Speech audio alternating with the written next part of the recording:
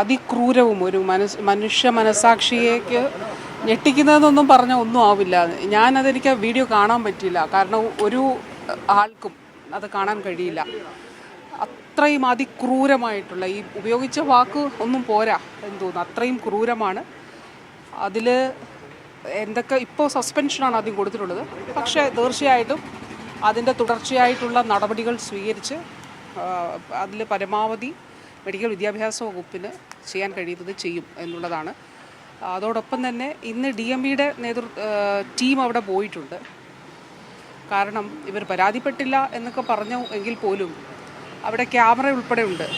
അതുമാത്രമല്ല, senior students first ഇയേഴ്സിൻ്റെ റൂമിൽ കയറുമ്പോൾ അതിൽ അവിടെ ശ്രദ്ധയിൽപ്പെട്ടിട്ടില്ലേ, അങ്ങനെയുള്ള മറ്റു കാര്യങ്ങൾ കൂടി പരിശോധിച്ചിട്ട് അതിൻ്റെ സൂപ്പർവിഷൻ, മറ്റ് കാര്യങ്ങൾ, അതിൻ്റെ വിശദാംശങ്ങൾ പരിശോധിച്ച് അതിൽ നടപടി സ്വീകരിക്കണമെന്നുള്ളതാണ് DMEക്ക് നിർദ്ദേശം നൽകിയിരിക്കുന്നത്. അപ്പോൾ തീർച്ചയായിട്ടും ഇത് അങ്ങേയറ്റം ക്രൂരമായിട്ടുള്ളൊരു കാര്യമാണ്. അതിൻ്റെ ആദ്യ സെക്കൻഡ്സ് കണ്ടപ്പോൾ തന്നെ ഞാൻ ആ വീഡിയോ കാണാൻ കഴിയാത്തതില്ല. അതാണ് എല്ലാവരുടെയും സാഹചര്യം. അപ്പോൾ അത് പരമാവധി സ്വീകരിക്കാവുന്ന നടപടികൾ അവർക്കെതിരെ സ്വീകരിക്കും. പ്രാഥമിക റിപ്പോർട്ട് ലഭിച്ചു, പ്രിൻസിപ്പലിന്റെയോ DMEയുടെയോ പ്രാഥമിക റിപ്പോർട്ട് ലഭിച്ചു. അതിൽ എന്താണുള്ളത്? ഇത് താലിബാനിസമാണ് ഈ പോസ്റ്റിലുള്ളത്. ഇതിൽ പ്രാഥമികമായിട്ട് കോളേജിൻ്റെ നഴ്സിംഗ് സ്കൂളാണ്. ശരിക്കും ഇവർ നഴ്സിംഗ് സ്കൂൾ ജനറൽ നഴ്സിംഗ് ചെയ്യുന്നവരാണ്. അപ്പോൾ അവിടെ നിന്നുള്ള റിപ്പോർട്ടാണ് DMEക്ക് ലഭിച്ചിട്ടുള്ളത്. അതിൽ ഈ പറഞ്ഞതുപോലെ മാധ്യമങ്ങളിൽ നിങ്ങളോട് സംസാരിച്ചത് തന്നെയാണ് ആ റിപ്പോർട്ടിലും അതിൻ്റെ ഭാഗമായിട്ട് ഉള്ളത്. അപ്പോൾ അത് പോരാ, അതിൽ സൂക്ഷ്മമായിട്ടുള്ള എല്ലാ കാര്യങ്ങളും അത് പരിശോധിക്കണമെന്നുള്ളതും അതിൻ്റെ അടിസ്ഥാനത്തിലാണ് DMEയുടെ ഒരു ടീം തന്നെ അവിടെ പോയി. ഇന്നവരവിടെ ചെന്നിട്ടുണ്ടാകും 10 മണിയോടുകൂടി. അപ്പോൾ അതിൻ്റെ അന്വേഷണ റിപ്പോർട്ടിൻ്റെ അടിസ്ഥാനത്തിൽ നടപടി സ്വീകരിച്ച് റിപ്പോർട്ട് ചെയ്യാനാണ് പറഞ്ഞിരിക്കുന്നത്. അത് കൃത്യമായിട്ടുള്ള നടപടികൾ സ്വീകരിക്കും. സസ്പെൻഷനിൽ തീരില്ല. സസ്പെൻഷനിൽ തീരേണ്ട ഒരു കാര്യമല്ലല്ലോ അത്. ആ സസ്പെൻഷനിൽ തീരില്ല. അതിൽ സ്വീകരിക്കാവുന്ന പരമാവധി നടപടികൾ സ്വീകരിച്ചിരിക്കും. അത് മറ്റുള്ളവർക്കും ഒരു സന്ദേശമായിരിക്കും.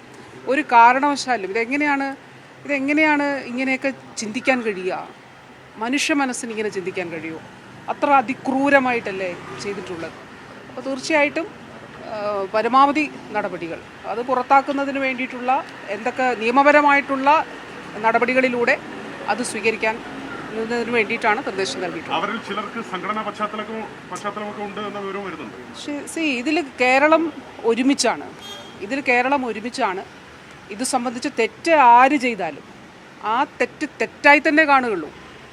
അത് ഒരു തരത്തിലും മറ്റൊരു തരത്തിൽ കാണില്ല. അത് തെറ്റ് തന്നെയാണ്.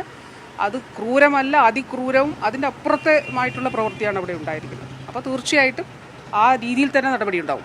നമ്മുടെ ഹോസ്റ്റലുകളിൽ ഇത്തരത്തിൽ റാഗിങ്ങുകൾ ഇല്ല, സർക്കാർ അടക്കം നടപടി സ്വീകരിച്ചു. പക്ഷേ ഇപ്പോഴും കഠിനമായ റാഗിങ് നടക്കുന്നുണ്ടെന്നുള്ളതാണ്. ഒരു പരിശോധന അത് സംസ്ഥാന വ്യാപകമായി നടത്തേണ്ടതല്ലേ? എല്ലാ വിദ്യാഭ്യാസ സ്ഥാപനങ്ങളിലും ഇത് സംബന്ധിച്ചിട്ടുള്ള ഒരു നിർദ്ദേശം നൽകിയിട്ടുണ്ട്. DMEയുടെ സ്ഥാപനങ്ങളിൽ, പ്രത്യേകിച്ച് മെഡിക്കൽ വിദ്യാഭ്യാസ സ്ഥാപനങ്ങളിൽ ഇത് പരിശോധിക്കാൻ നിർദ്ദേശം നൽകിയിട്ടുണ്ട്. ഇതിൽ എന്തുകൊണ്ട് ഇക്കാര്യങ്ങൾ ശ്രദ്ധയിൽപ്പെടുന്നില്ല എന്നുള്ളത്, ഇതാണ് ഞാൻ പറഞ്ഞത്. അതായത് സീനിയേഴ്സ് ഒരു ജൂനിയേഴ്സിൻ്റെ റൂമിൽ ചെല്ലുമ്പോൾ ഒരു കാരണവശാൽ ചെല്ലേണ്ട കാര്യമില്ല. എന്തിനാണ് ചെല്ലുന്നത്? അപ്പോൾ അത് തുടർച്ചയായിട്ട് ചെല്ലുന്നത് എന്തുകൊണ്ടാണ്? മറ്റ് അവിടെ നടക്കുന്ന പ്രവർത്തനങ്ങൾ സംബന്ധിച്ച് ഇവർ മോണിറ്റർ ചെയ്യുന്നത് എങ്ങനെയാണ്? അതിൻ്റെ സൂപ്പർവിഷൻ എങ്ങനെയാണ്?